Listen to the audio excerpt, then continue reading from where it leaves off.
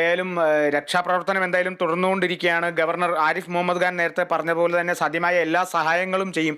അതേപോലെ തന്നെ കേരളത്തിൽ നിന്ന് മാത്രമല്ല രാജ്യത്തിൻ്റെ എല്ലാ കോണുകളിൽ നിന്നും സഹായം പ്രതീക്ഷിക്കുന്നുമുണ്ട്. 2 പ്രളയങ്ങളെ അതിജീവിച്ചവരാണ് നമ്മൾ, അതാണ് ഏറ്റവും പ്രധാനം.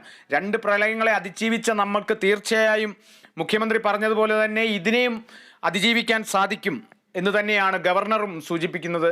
എന്തായാലും ഗവർണർ കോഴിക്കോട് നിന്നും പുറപ്പെട്ട് കഴിഞ്ഞു. എന്തായാലും ഗവർണർ എത്തിയതിന് ശേഷം ക്യാമ്പുകളെല്ലാം സന്ദർശിക്കും.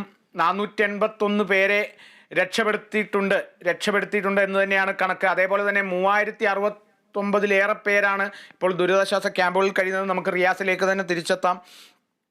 റിയാസ്, എന്തായാലും ഇപ്പോൾ കൂടുതൽ സംഘങ്ങൾ വയനാട്ടിലേക്ക് വന്നുകൊണ്ടിരിക്കുകയാണ്. ഇപ്പോൾ ഏറ്റവും ഒടുവിൽ നമുക്ക് ലഭിക്കുന്ന തൃശ്ശൂർ ജില്ലയിൽ നിന്നും 79 അംഗ സംഘം വയനാട്ടിലേക്ക് തിരിച്ചിട്ടുണ്ട് എന്നാണ്. അതേപോലെ തന്നെ ഫയർ ആൻഡ് റെസ്ക്യൂ സർവീസിൻ്റെ 79 ഡിഫൻസ് വോളണ്ടിയേഴ്സാണ് ഇപ്പോൾ അവിടുന്ന് പുറപ്പെട്ടത്.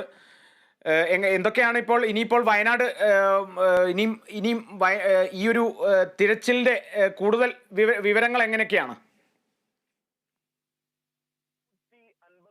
ദൗത്യ സംഘമാണ് വയനാട്ടിൽ ഉള്ളത്. ഇന്നലെ എത്തിയിരുന്നത് ആർമിയുടെ 2 പ്ലാറ്റൂണുകൾ ആയിട്ടുള്ള 2 പ്ലാറ്റൂൺ അംഗങ്ങളായിരുന്നു ഉണ്ടായിരുന്നത്. ഒന്ന് കോഴിക്കോട് നിന്നുള്ള 122 ഇൻഫൻട്രി ബറ്റാലിയൻ മദ്രാസ് റെജിമെന്റ് ിലുള്ള ആർമി അംഗങ്ങൾ, കണ്ണൂർ DSCയിൽ നിന്നുള്ള ആർമി അംഗങ്ങൾ, അതിനു പുറമെ ഇപ്പോൾ ഡൽഹിയിൽ നിന്നുള്ള സൈന്യത്തിന്റെ സംഘം കൂടി എത്തി എന്നുള്ളതാണ്. അതിനു പുറമെ നേവിയുടെ സംഘം എത്തിയിരുന്നു. ഒപ്പം വ്യോമസേന എത്തിയിരുന്നു. വ്യോമസേന ഇന്നലെ ഹെലികോപ്റ്ററിൽ എയർലിഫ്റ്റ് നടത്തുന്ന ഒരു കാഴ്ച നമ്മൾ കണ്ടതാണ്. ട്രീവാലി റിസോർട്ടിൽ കുടുങ്ങിയവരെ പൂർണ്ണമായും ഹെലികോപ്റ്ററിൽ എയർലിഫ്റ്റ് നടത്തി കൊണ്ടുവരാൻ സാധിച്ചു.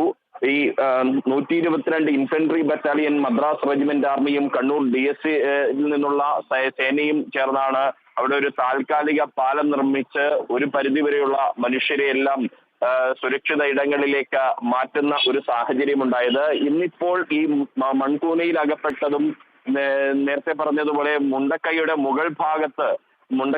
മുകൾ ഭാഗത്ത് കുടുങ്ങിപ്പോയവരുമായ ആളുകളെ അവിടെ നിന്നും കണ്ടെത്തുക എന്ന കൂടുതൽ ദുഷ്കരമായ ഒരു തിരച്ചിൽ പ്രക്രിയയാണ് നടക്കുന്നത്. എങ്കിലും ഒരു ആശ്വാസമുള്ളത് കാലാവസ്ഥ ഇന്ന് അനുകൂലമാണ് എന്നുള്ളതാണ്. ആ കാലാവസ്ഥ അനുകൂലമായത് കൊണ്ട് തന്നെ കൂടുതൽ വേഗത്തിൽ രക്ഷാപ്രവർത്തനം ത്വരിതപ്പെടുത്താൻ സാധിക്കും എന്നുള്ളതാണ് പ്രതീക്ഷിക്കുന്നത്. അതോടൊപ്പം തന്നെ ഈ നദി മുറിച്ചു കടന്നുകൊണ്ടുള്ള രക്ഷാപ്രവർത്തനം നടത്താനായി നേവിയുടെ സംഘവും എത്തുന്നുണ്ട്. ഇതെല്ലാം ഏകോപിപ്പിക്കാനായി INS സമോറിയൻ എന്ന ഇന്ത്യൻ നേവിയുടെ അഭിമാനമായിട്ടുള്ള കപ്പൽ, അത്യാധുനിക സാങ്കേതിക വിദ്യകളോടുള്ള കപ്പൽ ഇപ്പോൾ അറബിക്കടലിൽ നങ്കൂരമിട്ടിട്ടുണ്ട്. അവിടെ നിന്നാണ് ഈ പ്രവർത്തനങ്ങൾ എല്ലാം തന്നെ നേവിയുടെ പ്രവർത്തനങ്ങൾ ഏകോപിപ്പിക്കുകയും ആവശ്യമായ അടിയന്തര സഹായങ്ങൾ നൽകുകയും ചെയ്യുന്നത്. അതിനു പുറമെ കേന്ദ്രമന്ത്രി ജോർജ് കുര്യൻ ഇന്നലെ രാത്രി വയനാട്ടിലെത്തി. അദ്ദേഹം കാര്യങ്ങൾ ഏകോപിപ്പിക്കുന്നു. മന്ത്രിമാരുണ്ട്, മറ്റ് സംഘങ്ങളുണ്ട്, ഉദ്യോഗസ്ഥ സംഘമുണ്ട്. Chief secretary doctor V Venu ഇതിന്റെ എല്ലാം മേൽനോട്ടം വഹിക്കുന്നുണ്ട്. ദേശീയ തലത്തിൽ പ്രധാനമന്ത്രി നരേന്ദ്രമോദിയും പ്രധാനമന്ത്രിയുടെ ഓഫീസും തന്നെ നേരിട്ട് ഈ ദൗത്യത്തിന് മേൽനോട്ടം വഹിക്കുന്നു. ഫലത്തിൽ കേന്ദ്ര കേരള സർക്കാരുകളും എല്ലാവരും ഒറ്റക്കെട്ടായുള്ള ഒരു രക്ഷാദൗത്യമാണ് ഇപ്പോൾ നടക്കുന്നത്. ഇന്നിപ്പോൾ ഞാൻ നേരത്തെ സൂചിപ്പിച്ചതുപോലെ മണ്ണിനടിയിൽ പുതഞ്ഞു കിടക്കുന്ന മനുഷ്യരെ കണ്ടെത്തുക. ഈ ഉരുൾപൊട്ടലുണ്ടായ സമയത്ത് ഭയാശങ്കയോടുകൂടി ഒരുപക്ഷെ തൊട്ടപ്പുറത്ത് കാടാണ്. ആ കാടിന് ഉള്ളിലേക്ക് റിയാസ് തുടരണം. എന്തായാലും നമുക്കിപ്പോൾ ഒരു ഇടവേള അനിവാര്യമാണ്. ഇടവേള.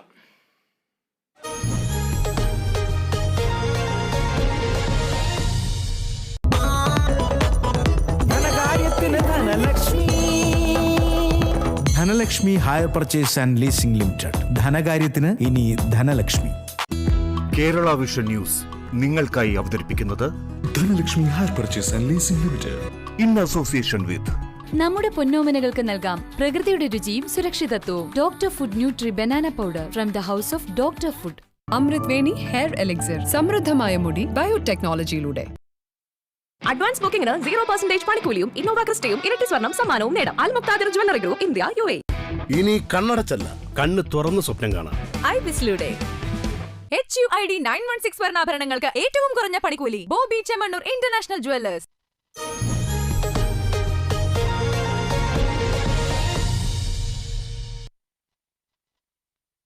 നമ്മൾ വാർത്തയിലേക്ക് തന്നെ തിരിച്ചു വരികയാണ്. റിയാസ് എന്തായാലും ഒപ്പമുണ്ട് എന്ന് തന്നെ കരുതുന്നു.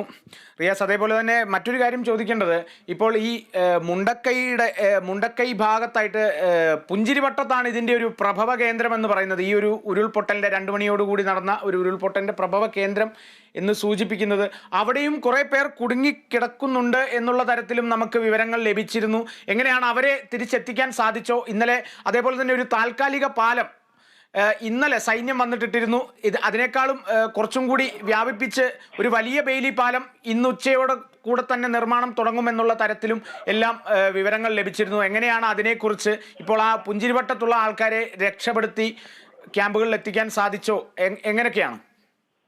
ഈ പുഞ്ചിരിവട്ടമാണ് ഈ ഉരുൾപൊട്ടലിന്റെ പ്രഭവ കേന്ദ്രമായി ഉള്ളത്. അവിടെ നിന്നും ഏകദേശം 1.5 കിലോമീറ്ററിലധികം ദൂരം ആണ് ഇവിടേക്ക് ഈ മുണ്ടക്കൈയിലേക്കുള്ളത്. അത് പൂർണ്ണമായും തകർത്തു. അതായത് 600 മീറ്റർ വീതിയിലാണ് ഈ പ്രളയജലം ഒഴുകിയത് എന്നാണ് പ്രളയജലം ഉരുൾപൊട്ടലിന്റെ വെള്ളപ്പൊക്കത്തിലുണ്ടായ ആ ജലം ഒഴുകിയത് എന്നാണ് ആളുകൾ പറയുന്നത്. ഈ പുഞ്ചിരിവട്ടത്ത് ഉൾപ്പെടെ ആളുകൾ കുടുങ്ങിക്കിടക്കുന്നു എന്ന് പറയുന്നു. ക്യാമ്പുകളിൽ ഇപ്പോൾ 3000-ലേറെ ആളുകളുണ്ട്. മാത്രമല്ല ഈ പറഞ്ഞതുപോലെ ഇനിയും ആളുകളെ രക്ഷപ്പെടുത്താനുണ്ട്. പലയിടത്തും ആളുകൾ കുടുങ്ങിക്കിടക്കുകയാണ്. മുണ്ടക്കൈയുടെ മുകൾ ഭാഗത്ത് പുഞ്ചിരിവട്ടത്തൊക്കെ തന്നെ ആളുകൾ കുടുങ്ങിക്കിടക്കുന്നുണ്ട്.